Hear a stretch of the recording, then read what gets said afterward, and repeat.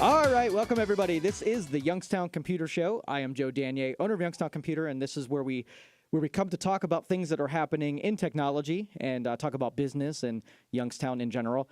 So this is about our 10-year anniversary year of doing this program, and I was kind of going back through and some of the older topics that we've done. We've come a long way in our 10 years here. And so since not all of you are here every week, and I've told this story before, but let me go ahead and tell it again. Reason that we started doing this program specifically, I teamed up with Dan Rivers. This was about 10 years ago. Came to his aid when he was out at the Eastwood Mall doing a remote. Had an internet problem, and I had just enough equipment to bail him out of the situation that he had and give him internet while he was on remote location. And while I was there, we talked a little bit about tech. He was a little bit of a tinkerer. Sort of the position that most of you out there are in, where you know a lot about it, you like it, you get your hands dirty. Wouldn't say that you're seasoned or have expertise, but a lot of you play with it enough and it interests you enough to stay involved, listen to this program and other computer and tech programs. Because I'm telling you, this industry is awesome. It's amazed me and fascinated me since I've got started. And then once I had the philosophy that once I collected enough information and I was helped enough for people who were way more advanced than I was, that I'd turn around and sort of pay it forward to the people that were behind me and give that same information to you.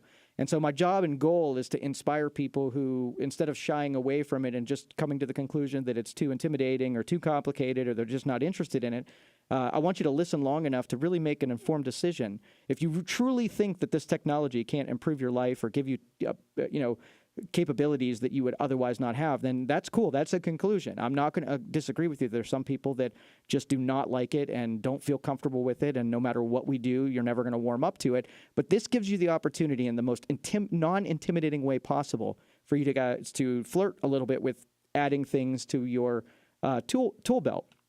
And so when we describe them, I mean, you have the very beginning people, the people that pick up a mouse, right? And are confused, and it's a challenge, and it's, frustrating to pick up the mouse and have any kind of controls. And then you have the next step up where you can control your way around, but now you have to start picking software and stuff to help you get stuff done. So then it's mastery of applications and mastery of environments. And then you start connecting with the outside world. So now it's a mastery with the outside world. And then you could start automating and doing complicated stuff once you have those things mastered. So no matter where you start, there's always a place right above you that you can continually get better at this stuff until you start inviting more and more tech into your world. And then so that's what the purpose of this show is, to suggest that these things are even possible, and not have you just discard them as something that you don't need. I'm explaining that there are people out there that do use this stuff, and maybe you should at least consider getting some exposure to it before you make up your mind whether or not you like it or not. So I don't know if any of you have taken maybe your elder parents or people in your family who just has never even touched the buttons of a cell phone, and then you put Skype in front of them and they can see the people that they're talking to, and then they get that much comfortable where they can do limited chatting and limited texting and limited emailing. And so where they're vulnerable because they're just got new exposure to it, the world just increases. Their capabilities just increase when you offer that technology to them. And no, fortunately enough, it used to be the computers were, so totally, no standards. So it was the Wild West. You could just make any software, not commit to any kind of standard. So everything was 100% customizable. You could make that PC dance, right? Because you're in control of everything. And then the problem was with being in full customization, it wasn't as easy it could have been because you had controls of it. You can make the colors different, but maybe that's not an option that you wanted. So then as time went on, things started becoming standardized. It wasn't a decision to just make them standardized, but they just became standardized, and then they started becoming intuitive. And now people, when it's intuitive, where a 5-year-old can navigate an iPad screen because it makes sense, right? Because it's not something that you have to learn how to do. You can discover how to do it because it's natural. And so we're in that era now that the people who swear it off, every year you can reflirt with it again and see if it's become close enough to what you're familiar with to invite more and more stuff in there. And so that's why the program was hatched on the Dan Rivers program, and this was early on in all of that stuff. The adoption rate was probably way lower than it is right now to technology, and we have an elder demographic in this area as it is. So it was welcomed that there was somebody willing to answer novice questions for people to get them in the fray, right? And so that's all we've been doing over the last 10 years is we've been breaking things down into their most practical parts, and so that people can get a better understanding with them. People can start tinkering with them. So we don't advertise that we're, we're not going to give you a full-blown education on computers and tech, but we just, we inspire you. We push on a little bit of your comfort zones and maybe give you a little bit enough confidence to start wading into territories that you wouldn't otherwise. So that's my goal. And if you know me, and it doesn't end with technology. I'm a professional problem solver who wants to inspire all of you to always be inventing the best versions of yourselves. And that's business, that's personal, that's financial, that's health. All of that kind of stuff is what I believe in, that all of us should be on the pursuit of making ourselves a little bit more whole. Because when you're vulnerable, when you swear off the technology that you'll just never get into that, I mean, I'm okay with that. I'm not going to think any different of you.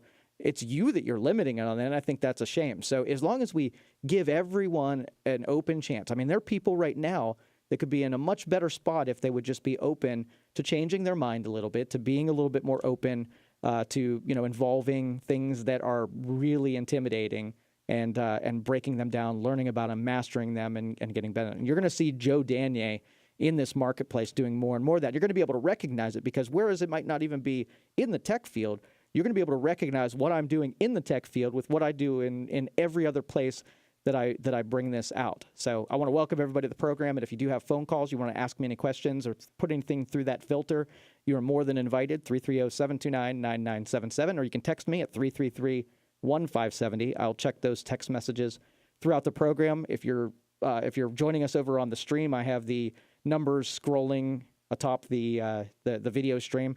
You can catch us on Facebook Live, YouTube Live, Twitch, probably 15 other sources. We're out there. No matter where you're at, you can find us. The iHeartRadio app, on the terrestrial 570 WKBN.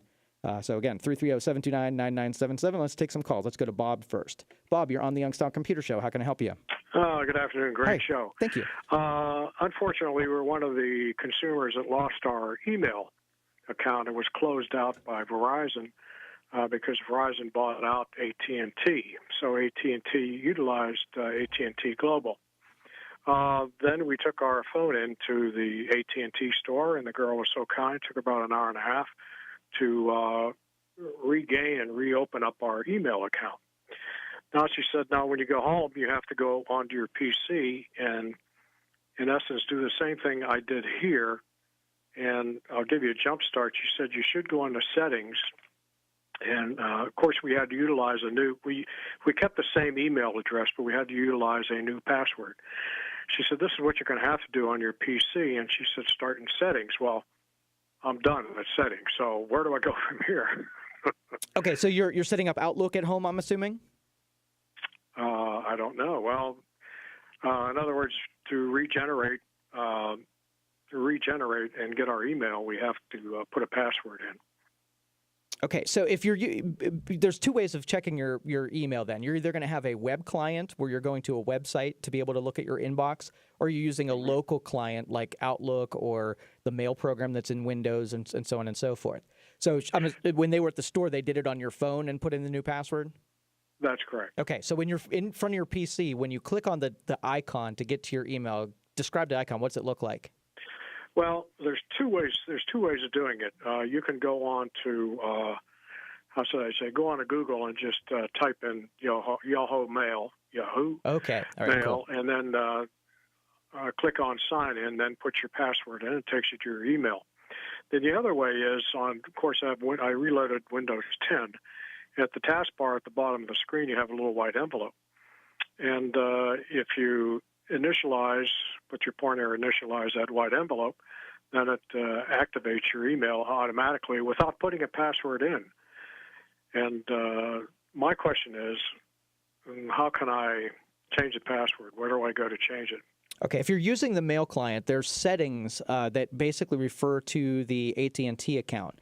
And so typically, if it has the wrong password in there, when you open it up, you're going to get a prompt window that comes up that says, hey, your password was wrong. Would you like to input a new one? You can type over that and hit the little save tick, and it'll then commit that to your settings. You say by actuating that little white envelope, I should get a readout. You should get a box that pops up. Now, if you don't get Okay. one, you can just get an error down there that says it can't check your mail. Then you're going to have to find settings, and I would have to find the path that you take. But I think it's basically going to be you're going to go to the Home tab and then down to Settings, and then your account should be under Settings. You can double click on it, and then should be somewhere under Server that will you can manually type in your password there. Okay. Well, okay. So if I go into what actually kind of readout when I look under settings? I mean, what would there be? Would it actually say Yahoo, AT&T, Yahoo, or? It depends what era you came in with their service. It might take. It might be Ameritech. It might be SBC Global. It might be AT&T.net, and so on and so forth. So it could be any one of those three, but that's the one you want to look for. There's probably only one. So that if you find one under settings, that's the one you're going to want to update the password for. Okay. The other way you said to go into it, just highlight the white envelope icon or app, and then it should come up with a change. Exactly. It'll prompt you that you got the wrong one in there, and it'll ask you to put a new one in.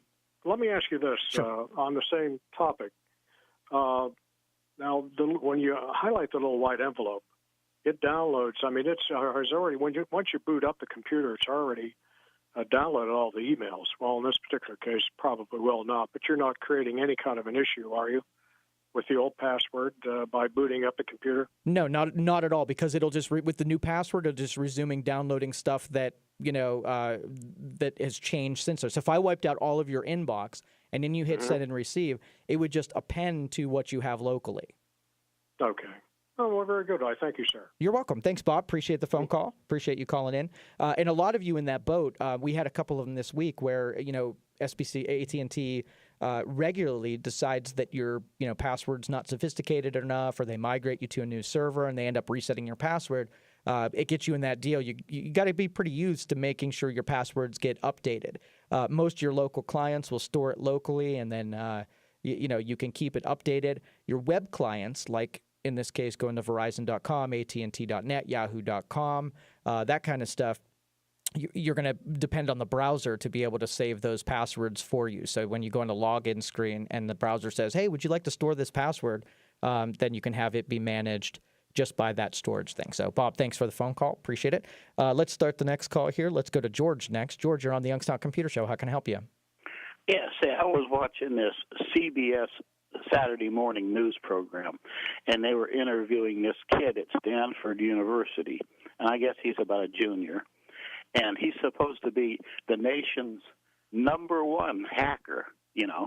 All these big companies are after him, and he claims he makes enough money through just hacking that he pays all of his tuition at Stanford with plenty of money left over for everything else. Could you explain how does that work? What's he doing probably? Thank you. All right. Thanks, George. Appreciate the phone call. And I'm actually going to spend some time on that when we come back from the next break. I want to make sure that we give it I totally intended topic-wise to explore what that even means, because a lot of users out there hear it all the time that hacking is this thing, and you always associate hacking with something that's criminal, because a lot of times the people who pursue hacking, they do criminal things with the tactics that they use for hacking. But I want to make sure that we give enough time so that all of you out there have a better understanding. But to kind of continue the conversation that I had before the phone calls, all of you out there have sort of a wheelhouse that you're good at. And no matter who you are, I don't care if you're a kid all the way up to a seasoned professional who's been in the field doing stuff forever, you have something you're good at, right? And when you look at computers and you look at it as something that's intimidating and scary and complicated, well, there are people that look at what you do for a living as scary, intimidating, and complicated. So no matter what it is, I don't care if you build cars or you do law or you're an accountant or you're in retail, all of it, somebody's specialty from the eyes of another person is going to be wickedly complicated and intimidating. So in the information age, we're still like kind of slow walking to be able to share information and to say, hey, you know what, I'm good at X and you're good at Y. Let's get together and I do my thing and you do your thing, and then all of us get better because of it. But I think that there's some hesitancy to share things. Either people don't have confidence in what they think they know, or they don't want anybody else to know what they know. But I'd like to open that up over the next, decade and have people be more willing to share about their wheelhouse. Okay, we're going to take a break, come back, take some more of your phone calls. We'll talk about hacking. I'll give you a little explanation as to what that is. 330-729-9977. You're listening to the Youngstown Computer Show on 570 WKBN. We'll be right back.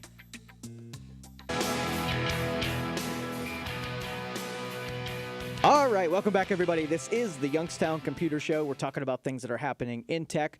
Starting to talk about things that are happening from the hacker side. I had a caller ask about how people make a living doing hacking. Legitimate deal.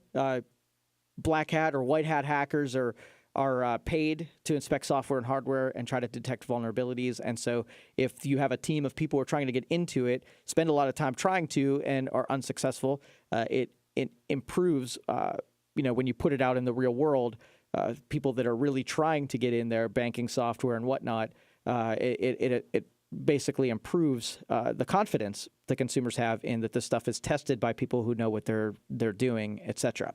Now, some of the people who do not do hacking the legitimate way are basically taking systems, figuring out things that they can do that aren't published features of it, and using it to make, exploit, scams and whatnot off of people. A lot of it's having to do with taking illegitimate business practices and then using other people's resources to do those practices, so that if they were to get caught here in the United States, that they wouldn't get caught because it'd be passing through. It'd almost be like if I found a way to route a phone call through your house, the things that I could do that if someone traced the call, they'd come after you instead of me. That's the kind of stuff you think of hacking. But a lot of it is scamming. A lot of it is identity theft, and a lot of it's just fraud in general. So there you go, the quick nuts and bolts of hacking. So then, and I don't really consider hacking by nature to be an illegal practice. I think it's, all of us, when we walk up to new technology and we start, figuring it out, we all find things that it does that I bet you the engineers don't know that it does, and we kind of use it. I mean, most of the utilities that I use, even for radio and broadcast and recording and stuff like that, I found my own ways of getting stuff accomplished using things that are not prescribed. If I told the people who wrote the software, they would tell me that I'm using their stuff wrong. I can bet you on a lot of it. So 330-729-9977. Let's go to Dave next. Dave, you're on the Youngstown Computer Show. How can I help you? Hi, good afternoon. Quick question here for you. My wife has an HP Stream 11 little laptop, 32 gig hard drive, and works fine. She's got about 7.5 gigs free on it. We keep an eye on that. Problem is Windows keeps wanting to update, and the download size of the update obviously is too big. There's not enough hard drive space. I've gone into advanced settings on options. I've tried to turn off the updates. Everything is off that I can see on it. And then what it does is it says can't install the update, and then you have to click on a bunch of stuff to get out of it and all that kind of stuff. Is there a way to totally turn off Windows 10 updates so that we're not hassled at all? You can delay them. They made it required when you install a license that you have to take all of the updates that happen. So you can, and I think you can delay them for a couple months, maybe 6 months, but eventually you have to put them on it. We have some people that can get around those systems and keep that sort of in a state, sort of like a silent state for a little while, but it takes some back end stuff first. Okay. Well, and then, with this type of computer, it's not worth spending even $50 for a tech person to do that, I wouldn't think, because that's a cheap computer. Is there a way to, I do have a USB backup flash drive. Is there a way to just erase the whole system, reinstall, but not install a recovery partition? You could. You can get rid of, can limit your page file, slim that down. You can do, those restore points. You can clear those out. You can take the system software distribution folder and you can delete that stuff. Have you done sort of like the right click on the hard drive and go to disk cleanup and then do the system? Yeah. Okay, so you pretty much got as trim as it would be. The other alternative would be if you wanted to use an external drive, you can uninstall some of your programs and install it on like a USB drive. And that way you're not taking up the local C to be able to do that. Now it's going to run really slow when it's on the external drive, and you have to have it plugged in all the time in order for those applications to run, but it's doable. What about the swap disk?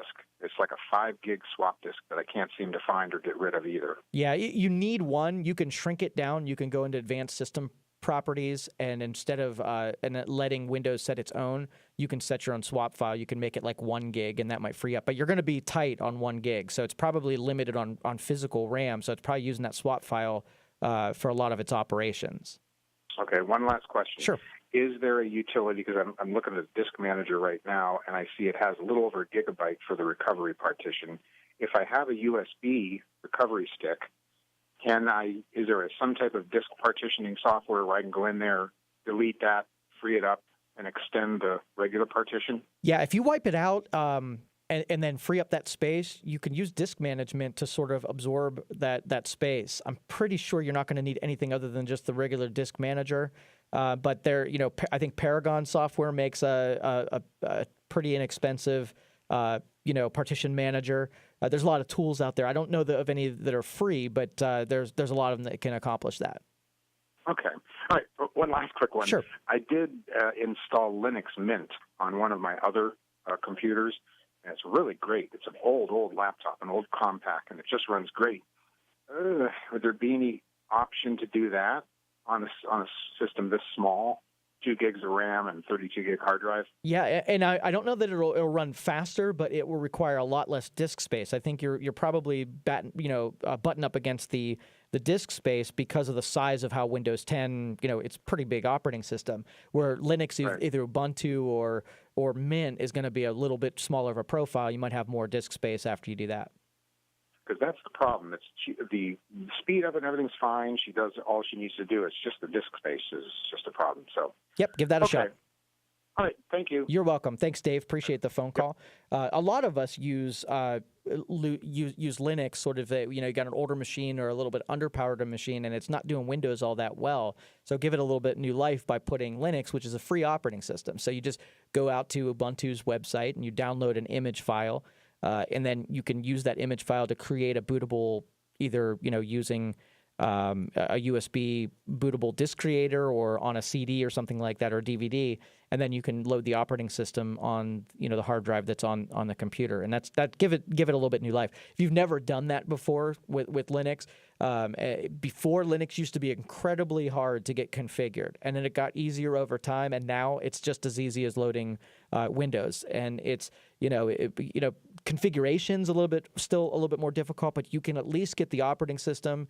You can get to a browser. You can install printers. You can do all of the regular stuff without really knowing a whole lot about Linux. And it's a really good way, especially if you've got an old computer, to toy with it a little bit and figure it out. If you download VM Workstation or VMware, you can take a virtualization, do the same thing there, load it on the virtualized version and play with it before you even have to reload it on the computer. I mean, obviously not in Dave's spot where he was limited on hard drive. You got to have some free hard drive space to do a VM, but that's a good way of doing it before you commit to whether or not Linux is going to do it for you. That's a way to do a little playing and exploring.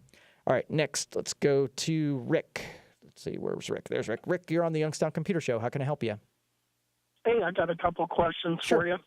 I live next door to my son, and he built a little apartment for us, and he hooked up with a major cable company for internet service, and they told him that we'd be able to connect to his internet from where we're at. We're only 10 feet away from his house, and I can connect, but it just won't download. It just locks up almost. And I was wondering, somebody told me about these little plug-in devices that you can plug into an outlet or something to boost the signal. Is that something that would help, or is that a waste of money? Well, you're going to have a pretty strong signal in order to then pick up the signal and rebroadcast it. That's what those do is they receive just like your computer would receive, and then they further the connection. So if you can segment it off where you can split the difference halfway, maybe put that signal repeater at the outside wall that's closest to your house, and it might, might reach a little bit further. But putting it on your side, I don't think would be very beneficial because it's going to be just as weak getting to your place as when it was broadcast originally. If I were to plug it, there's a bedroom between his router and my house, and then there's 10 feet from that bedroom to my house. So if I plugged it on the outside wall of that bedroom, you're saying it might pick up the signal? Yeah, better? Explore with it. And the nice thing about it is they plug into a wall outlet, so you can move them around and see where you can get the best signal. So I might be wrong, and you might plug it in on your side, and it gives you a better signal. So play with it, put it on his side, put it on your side, and see what works. Okay. You have time for another question? Yeah, go ahead. It's about a 5 or 6 year old HP laptop. The pointer, I'm not sure what the terms are, but the pointer where you move around and click on things, it locks up. But if I plug a mouse into the USB port, it works. Is that a problem with the computer, a virus or something, or? It could be a million things. Lockups can be caused by hardware. It could be caused by software.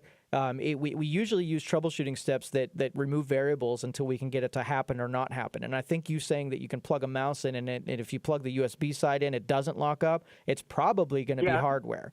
A lot of people, when you have a touchpad or something that starts to go bad, they'll disable it in the BIOS so it's out of play, and then they'll just use the USB one rather than spend the money to get the touchpad replaced. I gotcha. Okay. Well, look, thank you for your advice. I appreciate it. Absolutely. Thanks, Rick. Appreciate the phone call. And you do want to check the laws governing sharing internet between addresses. I know that a lot of internet service providers would frown on multiple people, sharing internet connections. Like if I said, hey, neighbors, I'm going to set up this killer broadcast here, and I'm going to get the biggest internet bundle that we possibly can, and you guys just give me $20 a month and I'll let you use my internet. That would be probably frowned upon by them. So you got to be careful when they're inspecting. But typically you can get away with it if you're not abusing it and you can't notice it. But if everybody on my block's streaming and I'm using just a gargantuan amount of bandwidth, they're probably come knocking on my door. So I do have to give that warning with if you leave the terms and conditions for providing, they're probably going to not be happy that we're sharing. So just thought I'd mention that. All right, let's go to Tom next. Tom, you're on the Youngstown Computer Show. How can I help you? Yeah, thanks a lot. I use iTunes a lot as far as purchasing music, and I have Windows 7 Home Premium, and I kept updating my iTunes every time that box come up. Well, apparently sometime this fall, they won't let you use Windows 7 anymore to buy music. When I put my password in, a box comes up that says I have to upgrade to the latest version of Microsoft of Windows. And so I called them, and they said, oh, yeah, that's true. Now you'll have to upgrade to Windows 10. Well, I didn't. I had a chance to upgrade to Windows 10 when it was free, and I didn't want to upgrade to Windows 10 because of some of the problems that I had with it. And I heard that one caller that said about the updates, how you're forced into their updates. But is there any way around that? Could I have my computer use that one program where you can set your computer to go back a year or 9 months before they put in their that upgrade of iTunes? It's always yes, you can. The simple answer is you can. You can outpace it. You can keep Windows 7. I mean, we got people that still run Windows XP. Whether it's a smart move, it could be debatable because there's a lot more responsibility that comes along with the older operating system. I mean, you probably got a year left of Windows 7 support. They'll stop making software for it. They'll stop doing putting resources into it, making it secure and stuff like that. So where it's possible. You have Windows 7 and the old version. You might not want to for that reason. If you're an expert and you're pretty good at keeping your nose clean on it, then it's worthwhile doing. Okay, then otherwise I should upgrade to Windows 10 then. Yeah, basically the reason they had you sign off on it is they said that this is the last operating system that you have to buy. They're going to continually make Windows 10 the operating system. So, but to do that, once you buy a license, it's good for 10, 20 years, however long it lasts. And right. So basically they make you sign off onto those updates because it's a perpetual product. Okay, Thanks a lot. Now, just one other quick Yeah, question. go ahead. My grandsons are using an older tower computer. They have Windows 10 though, and my son says that all the games they have on it, it won't. When they go to click on games, it doesn't upload the games. And I was wondering whether that's the same kind of problem that one of your previous callers had, where it upgraded so many times that it used up all the space.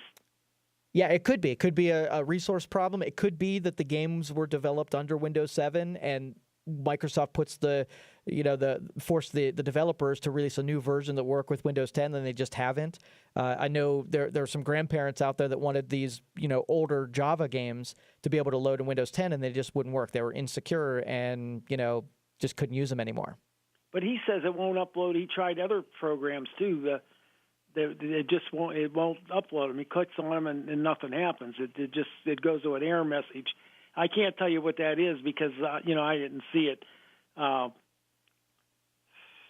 just wondering whether is there any other problem that could be beside that. These are on a case by case. We troubleshoot these things in, and usually we find that it's compatibility. So that's what where my guess is going to be. Okay. Here, you guys planning on coming to Warren or Niles at all as far as opening up a shop? No plans in the short term. No, we got our hands full with what we've got going on right now. I can't say that we won't do that in the future, though. All right. Thanks, Joe. All right. Thank you. Appreciate you being out there. Appreciate you listening to the program. So yeah, the compatibility with Windows 10, where it gets better. There are very few programs that we can't somehow find a way to get functioning. There aren't a lot of them, but there are some. Let's just say somebody bought a program that controls a CNC machine, and it was an old 32-bit application. Well, Windows isn't developing for legacy support anymore. They kind of pulled their foot off of that gas pedal and put the brake on pretty hard, where now they're saying, hey, if you want to be compatible with Windows 10, Windows 10 is going to be around. We're going to follow this script for the next decade, develop for Windows 10. Now put the pressure on these software developers to update their stuff so that you can see that it is Windows 10 compatible. So if it's not, if you've checked into the application that you're using and it is compatible, then it may be something like we talked with the last caller, that you've got a resource problem or it just won't support it from a hardware standpoint. But definitely, worth looking into. And what's nice about using virtualization to prove a concept before you decide to pull the plug, you can always use the virtualization, load the operating system, get all your applications working, and say, okay, well, my Office works, my applications work, and then you can reload after you've proved it out. So very valuable to get familiar with how virtualization works, especially if you're going to toy around with these other operating systems like Linux and, finally getting on the boat with Windows 10. So Scott and Joseph, we see you're out there. I'll take your calls when we get back from these breaks. 330-729-9977. You're listening to the Youngstown Computer Show on 570 WKBN. We'll be right back.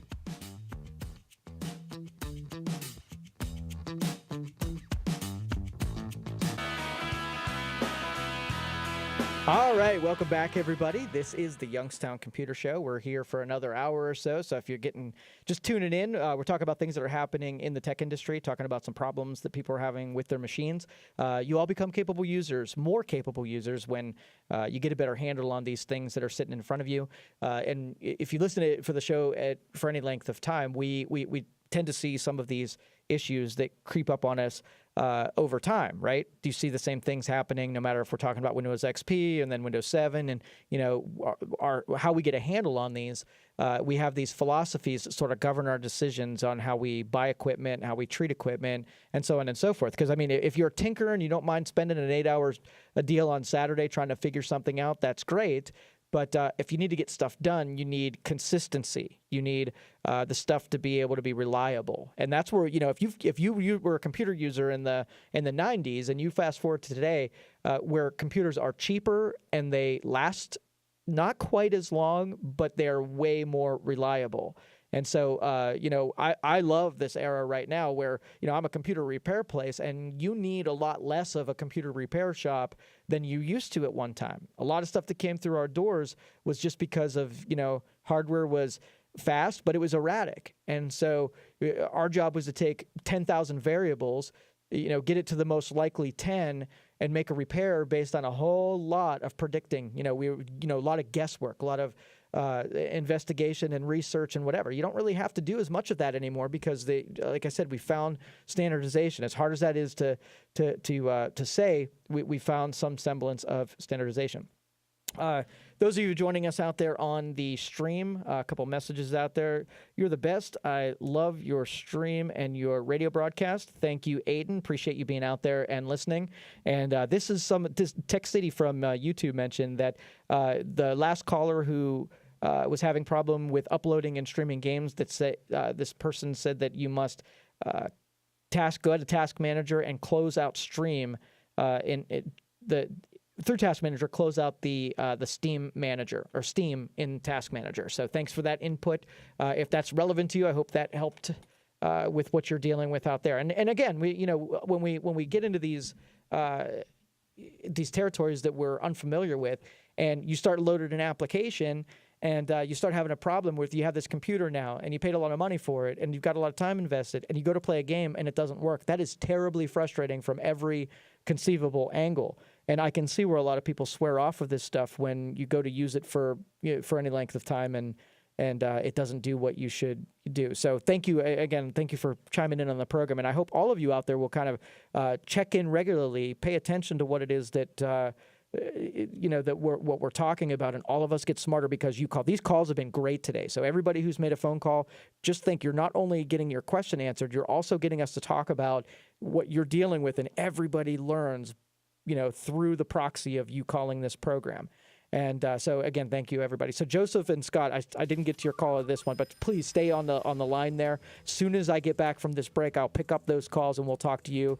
You've been waiting a ton on there, and I really appreciate you being there. So I hope you'll hang on through this break. Anybody else wants to get on line? 330-729-9977. You are listening to the Youngstown Computer Show on 570 WKBN. We'll be right back.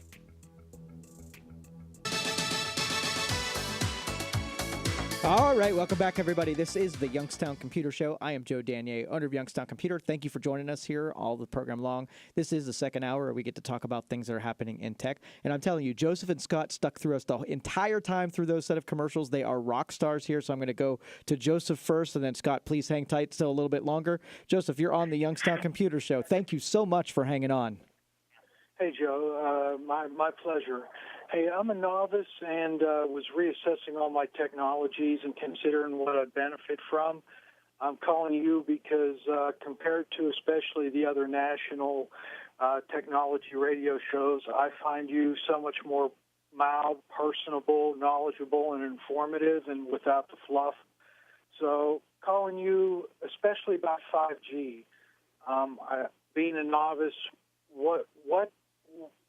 when is it expected to be implemented in mass? So to whatever the proper terminology would be, need to upgrade, or just significantly benefit from upgrading, or just would you just merely get some benefit from it?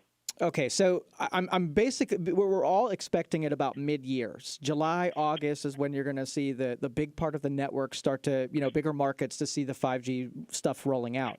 Devices are going to start like right now having the radios in it to take advantage of that. So if you're due for a phone, it's a consideration. I think there's like 2 or 3 phones, one by Samsung, I'm pretty sure, that are already building radios in there. So, kind of as a predictor.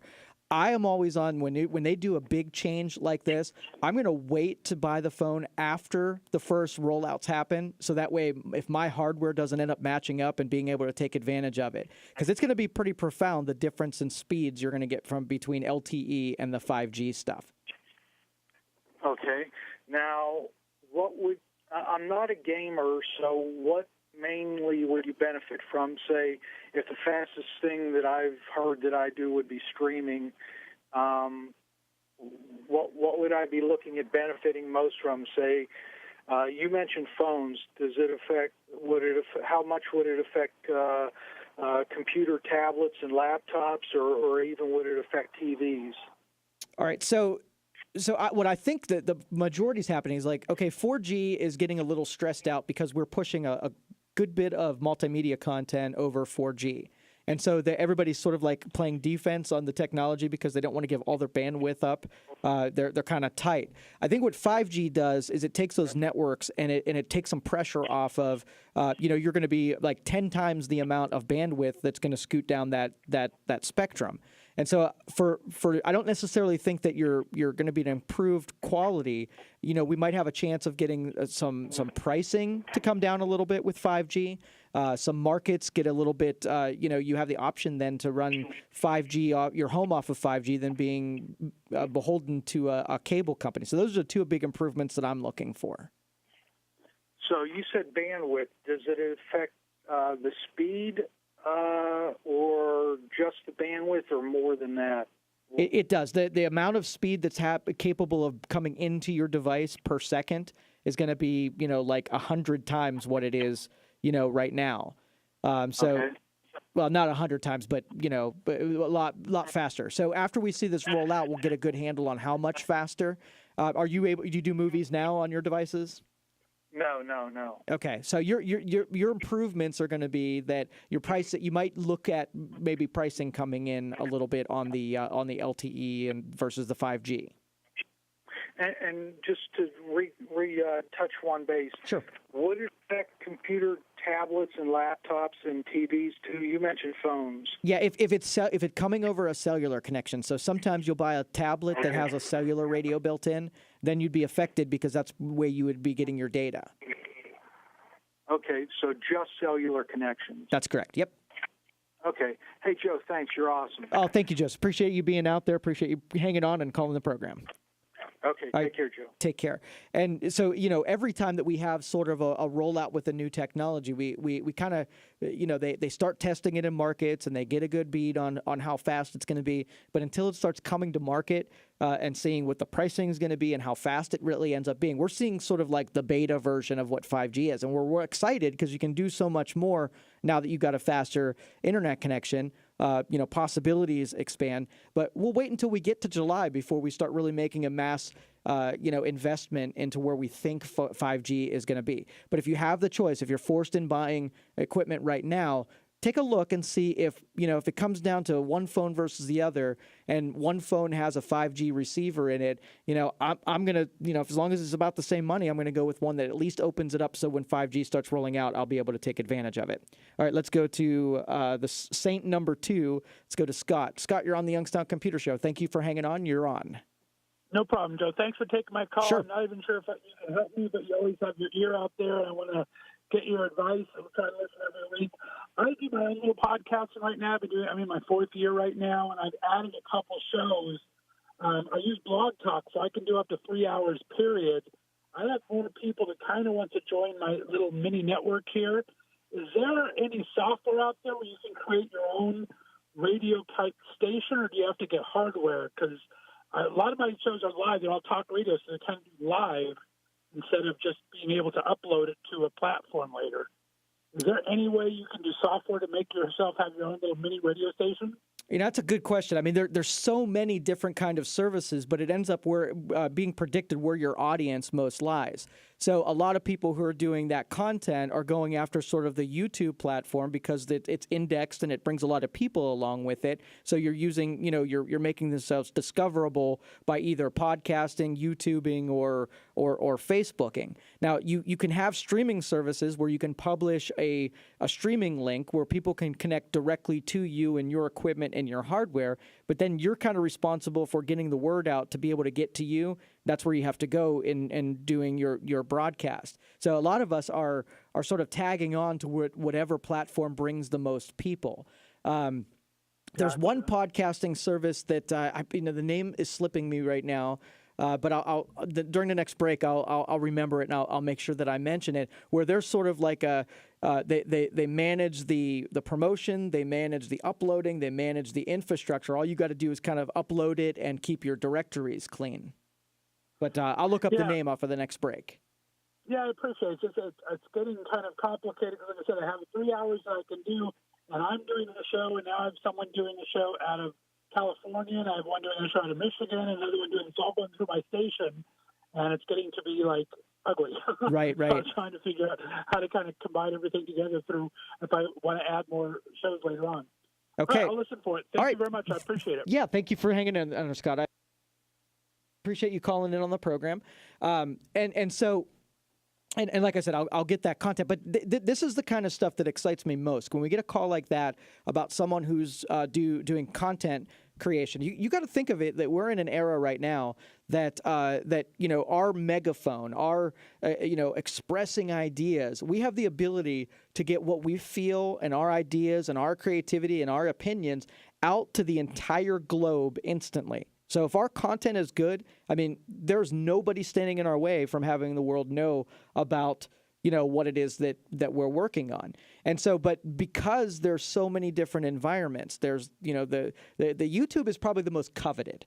Okay, so if you have something where you have video and audio and you want to get it out to the quickest, easiest, and cheapest, it costs you almost nothing. You can use a cheap webcam and a microphone on your computer and do a little recording yourself, maybe a little bit of editing, and you can upload video footage directly to YouTube. You title it right, you describe it right, you tag it right, and people will find your topic. So if you've got good stuff, people will be able to find you.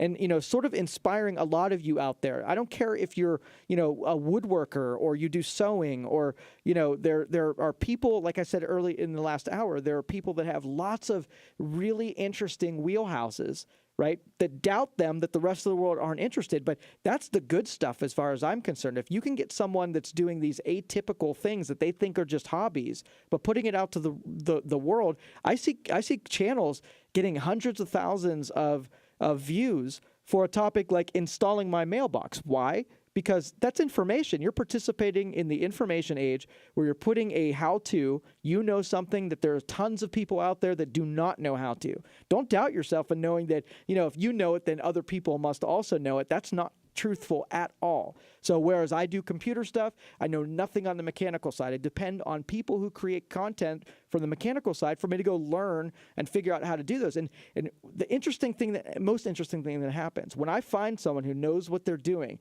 and I trust the information they put out there, and it might not be they're the most expertise, but the most honest with their expertise, I'll subscribe to them. And whenever I need to know something, I will look to them first as my expert and see if they have something in their library, because I use them to install my mailbox. Now I'm doing something with my gutters. I'm going to go find out the person that I trust with their information to see if they've got an opinion on it first. So, we talk a lot about our circle, the people that we do business with locally, the people that we do business with globally have to have the same roots. Who do you know?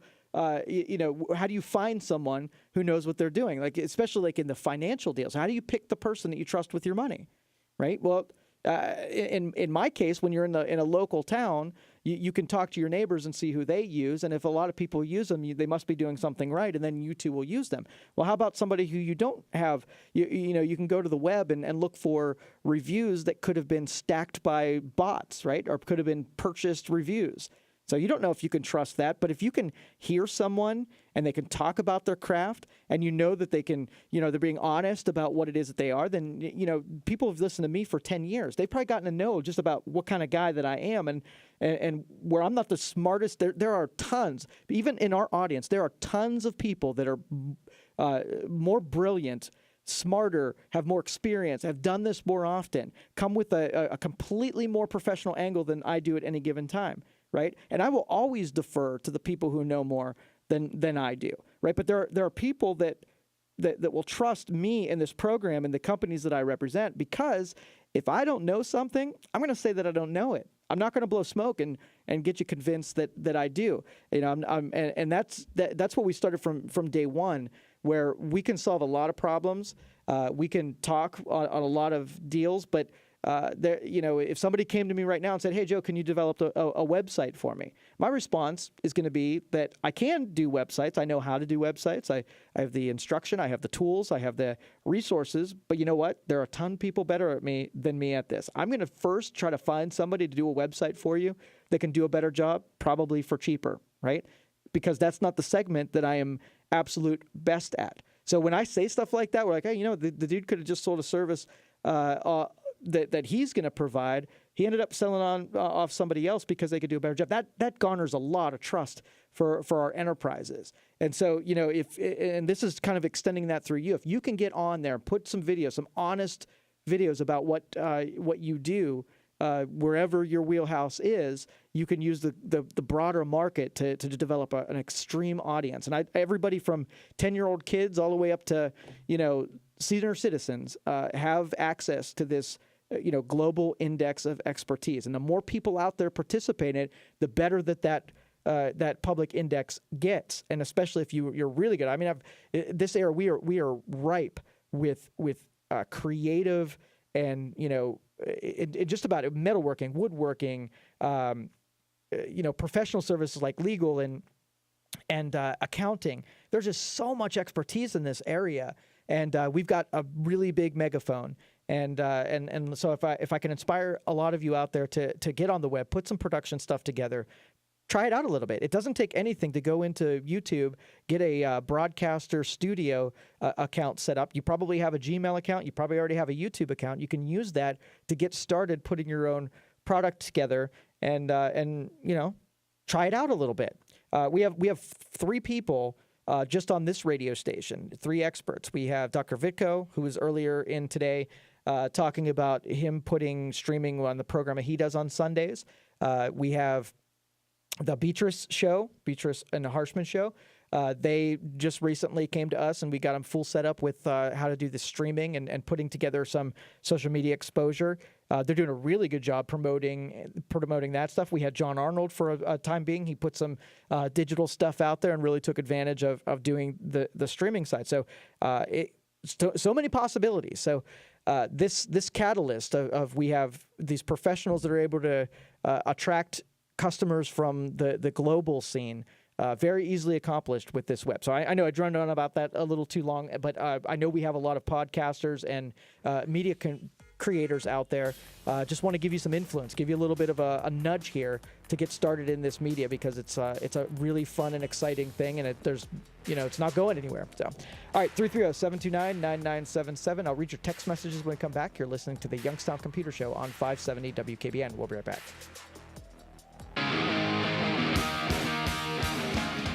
All right, welcome back, everybody. This is the Youngstown Computer Show. I am Joe Danier, owner of Youngstown Computer. We're talking about things that are happening in tech. Didn't mention the Amazon Fulfillment Center in New York. Got a couple news items that we could probably talk about. I don't necessarily, weighing in on whether or not Amazon picks New York to be a distribution center. We have coming from the standpoint of Youngstown, Ohio, I have an opinion that there's a lot of retail that is being currently killed off because of the phenomenon that is Amazon and such an experience that everybody's addicted to buying stuff online, having it show up directly at their houses. That's terribly convenient, but at the expense that we have brick and mortar companies and brick and mortar stores that we're in a market that we'll probably get a lot less walk-in traffic than other markets. So tighter margins and stuff like that. So disruption-wise, we're feeling the effects as some of these retail places close down and shut down. Now, I'm not even looking at it from the sort of like the job deals. What about as a consumer when we are so leveraged to one company, that what happens when their model decides that they can change? If you ever watched the movie Idiocracy, there was a company called Brondo that bought everything, right? And everybody, 99% of the country worked for Brondo. So when Brondo struggled, everybody struggled. So where Amazon has set a standard and they've got very little competition. Other companies are trying, like Target and Walmart, but they are the go-to when it comes to the online shopping experience. But what happens when places like Pat Catan's and Radio Shack and Toys R Us and all of those places, they just can't make it because of that big chunk that Amazon took off of them.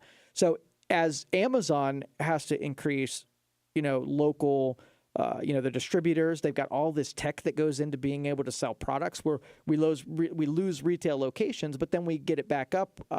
We get some of the spinoff as Amazon needs some more exposure, where they have to move their product around. So they have to have warehouses, they have trucking, so they have to move merchandise, so they employ transportation. They have headquarters, where New York was vying to get one of their headquarters that would have like 25,000 jobs attached to it. So do I hope that, maybe Amazon looks at, Youngstown, Ohio or somewhere around here? We've got great workforce, that we've got we're centralized as far as a hub between, major markets. So it would make sense.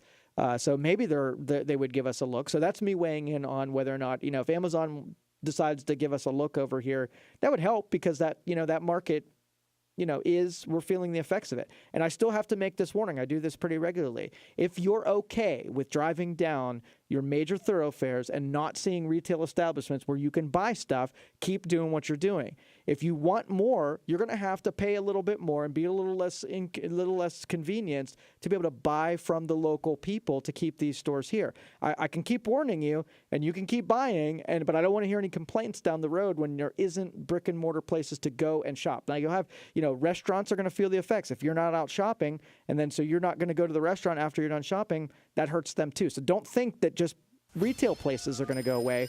All of these in-person places are going to feel the effects of it. So again, I want to give you that warning that we got to change your attitude on where you spend your money if we want to avert this trend that is plaguing us right now. All right, 330-729-9977, or you can text me at 333-1570. I'll read those when we get back from this break. You're listening to the Youngstown Computer Show on 570 WKBN. We'll be right back. All right, welcome back, everybody. This is the Youngstown Computer Show. Last week I asked that we started, again, we're a technology company, but, everything is marketing. Everything is getting your story out and getting the words that come in your mouth. And so we're quickly becoming someone who interacts a lot with the marketing world. So we asked for resumes and people in sort of the creative realm to please, if you're interested in getting involved in, these fragmented projects, these things we got, where I'm not looking to hire, full-time people, take you away from your gigs. I want to find out what everybody's talents are. And if we can help people monetize some of what they do extremely well, I'd really like you to send me some kind of resume, something that kind of outlines to me what it is that you guys are good at. And I got a really good response with those of you who sent me resumes this week. I really do appreciate it. We're putting sort of like a talent book together of people who do things. And we come across so many different opportunities throughout our week. We're partnered with a bunch of great companies around here that are really involved in the community. So when we hear lots of pitches per week, these are ideas that are coming like ground level, just coming out of the gate, and then we can start sizing things up and finding the talent we need. I want to say like 2 or 3 years ago, I met a kid named Joe Dunko, who was really he was integrated into the programming sphere. And so whenever I hear something come along project-wise, he always comes to mind as someone who I want to put this in front of because he's so, he knows all of the people in the field. He's very connected. So it's very helpful from our side of things to line up really talented people with their proper opportunities so that we're not, shopping everything out every time. So I want to get the people and their talents in my book first so that when we come across these things, we can very easily hand off projects, manage projects, get those people involved, in them. And creative people are so valuable. And so if you have the ability, you have that creative mind, you do marketing, you do media creation, you do graphics work, you do renderings, all of that stuff. If you're good at something, I want you to send me a resume and kind of outline to me what you're super good at. Don't be humble. This is not the time for you to say that, well, maybe there are people better than this. I'm telling you that you're awesome, and if it occurs that you're awesome, I want you to send me some kind of details about how you're awesome. Last week people did it, so this week you guys do it. So Joe at youngstowncomputer.com is my email address. Drop a line with me at some point this week so that I'll add you in there. We got some partnerships that we're going to be enacting really soon in the marketing world, and those are super helpful. Those are probably the ones that I'm going to get to, first and foremost. So please get those over to me. Again, that's Joe at youngstowncomputer.com. Send me your details if you're tech-minded, creative-minded, sort of that left brain type of person. Please let me know what your specialty is and what you really, and even if you don't think that you're, world renowned in it, you have no accolades from it. If you know that you're damn good at it, send it my way. And so, like I said, I'll add you to my talent book. A couple text messages that came in through over the last hour here. I don't really see the need for 5G. I'm running a OnePlus 6 on a straight talk SIM on GSM network, and I'm constantly pulling 40 to 50 megabits on LTE. I'm in the exact same boat. Whereas the 5G means that you get more bandwidth.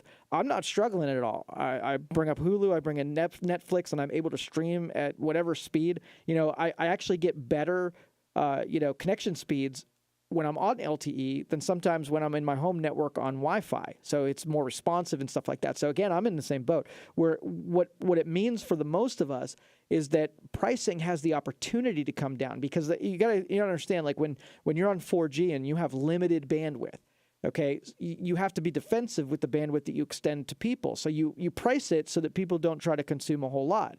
Now, if you open that pool of bandwidth up, people use a lesser percentage of it. So let's just say our needs as viewers stay around the LTE when we have the overhead of a 5G. Well, theoretically, you can shrink pricing down, because even what you're extending to you, we're not using, so you have more free space to be able to extend to even more subscribers. So that's my theory. Flawed as it might be, incomplete as it might be, it's just a theory. I can see how it can benefit some of us. So I'm in the same boat as you, where it doesn't give me capabilities in what I can do, just the possibility that I can do more of it, I guess. All right, would like information on wireless routers to connect to a 10 megabit per second fixed wireless system with 2 TVs and a computer, band speeds. Okay, so what I've been recommending, and it seems like every couple years there's a new new protocol that comes out in the wireless field that enables us to get faster and faster and faster speeds. A lot of the stuff that we're buying right now is all AC, where it's come into that sweet spot on pricing where you're not going to overpay because it's new on the market or anything like that. So if the two I mentioned this last week, got three different things that we're selling. One, Unify, that's a brand, and it's made by you. I'm sorry, it's a model. It's made by Ubiquiti. Unify, they make mesh wireless access point devices, they make switches, they make routers, and stuff like that. So if you're interested in doing a mesh wireless setup, what that is it sort of works like cell towers around your house, where you put these access points on, and as you move through your house, it passes itself off from access point to access point. These wireless devices are dumb terminals where you have all your programming on a computer, and it passes your networking information off to the devices. So it manages the firmware and all that kind of stuff with these little access points. It even does power over Ethernet. So if you can get a cable to it, you can use your the power adapter, plug it into a wall outlet, and then send the power over the wire to wherever it is. So if you've got an outside wall that you want to put it on, or something far away that there's no power wall outlet, it's easier to do with power over Ethernet. The second one is Google Wi-Fi. I just on a whim decided to see how these little pods did. They're less configurable than the mesh wireless that I got with Unify stuff, but I plugged it in and it all just worked. I mean, it was so seamless that I got a wireless network set up in like 30 seconds. You use your phone to connect to it. You send your configuration to it. I mean, it was just so easy to set up. But these work a little bit different. You don't have to run physical wires to these little pods. They communicate wirelessly to one another, and it passes your internet information to each one of these pods. So I got one set up as the router right where the internet connection comes in, and I set a pod up on top of my refrigerator in the kitchen, and I set one in the office sitting next to my computer. And I'm telling you, the speeds were just fantastic. They were, for 3 pods, I think I paid $230 some. But it gives, I have both the Unify in my house and I have these little Wi-Fi's, 2 separate networks. I'm able to do streaming on both of them. It's just that both of them are pretty, really good products. Now, on the traditional side, if you just want a router that has a couple of broadcast antennas, you don't want to really do mesh, you just want to do a router that has wireless, the Nighthawks, you really can't go wrong with those either. You can get AC versions of all 3 of those. So the Google Wi-Fi is AC, the Ubiquiti Unify has AC, and also the Nighthawk has AC. So that's where I would stick to if you can handle it. You can do N, you can do G. All of those are going to fall in the realm of at least being able to give you 10 megabits per second. But remember, when they rate wireless G at 54 megabits per second, you're probably only going to get around 20 megabits per second, and you're going to have to be really close to the antennas in order to even get that speed. So I'd probably go with N or AC if you want to get close to that, because it won't break a sweat to give you 10 if you've got a pretty good connection on AC. So thank you for the text message there. And got one more text message here. Joe, would you say the young boy who discovered Apple's FaceTime bug a hack if he would have used it for his own purposes? Oh, I'm sure he did. And I'm not going to say that it's so much a hack, but so there was a deal where if you had, I believe it was on an iPhone, and you initiated a FaceTime call, that you, before the person even accepted the call, you could begin to hear a microphone input before they answered the call. So someone would call and be able to, while the phone was ringing, be able to hear hear mic input. And so, he used it for a little bit. He did it a couple times with his friends. I don't think the hack was all that usable, because you're alerting the person that there's an incoming call. They don't know that they're being heard at the time, but how many people are going to just continue a conversation with FaceTime, ringing in the background? But it would be a hack if he did use it. He would use a hack for some scamming purposes. So I guess the verbiage that I would use, yeah, you're right. It could have been used, used for something nefarious. Okay, 330-729-9977 is the number. You can text me at 333-1570. Those who are joining us over on, those are joining us over on YouTube or Facebook. I'm paying attention to the chats over here. It's really small. I haven't perfected this yet, so the chat screen on my side is really, really small. So I have to get right up on it in order to read it.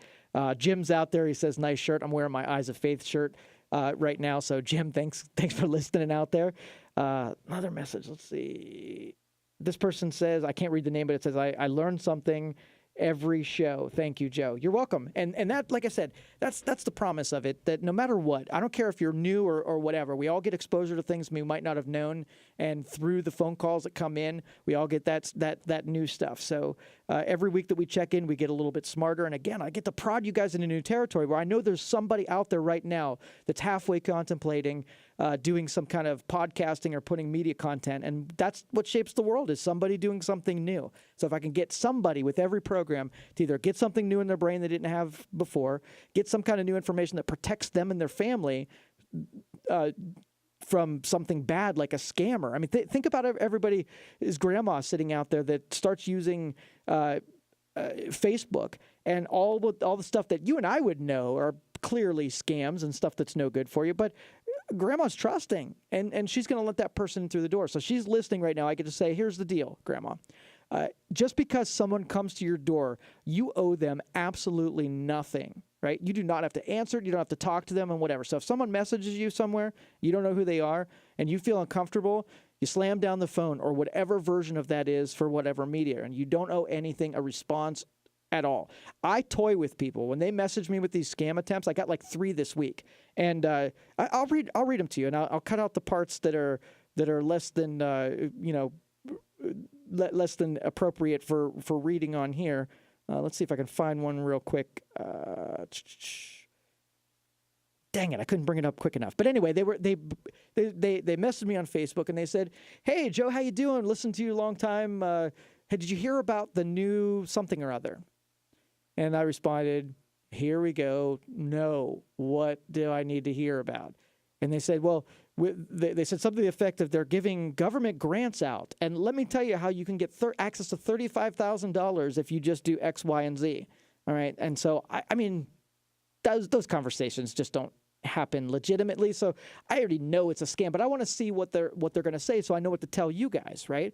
So they want to get information from you, and they're going to try to tell you something like, there's a lottery that you already won. All you have to do is X. Well, I want to know what X. What are they going after? What's the new angle that they're trying to get from unsuspecting people in this case? So I went down, okay, what is it? All you have to do is send me an email to this address and just give me your home address, and then we'll get the money mailed to you. So they're collecting. They're getting my email address because I'm going to send them an email.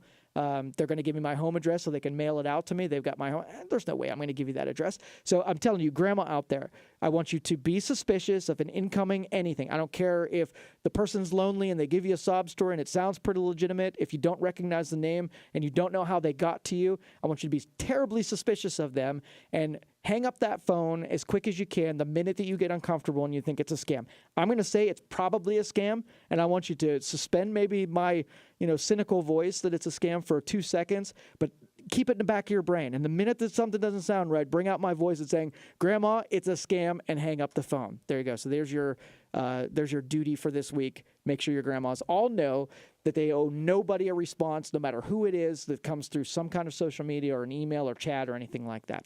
Let's go to Greg next. Greg, you're on the Youngstown Computer Show. How can I help you? Yeah, Joe. I have Spectrum, TV, cable, and phone, and my wireless doesn't seem to be performing like it should be. So I do have Ethernet running through the whole house, but I've never really connected it. But I was wondering now, I should probably look at what you're talking about with the Ubiquity, just to beef up the wireless throughout the house.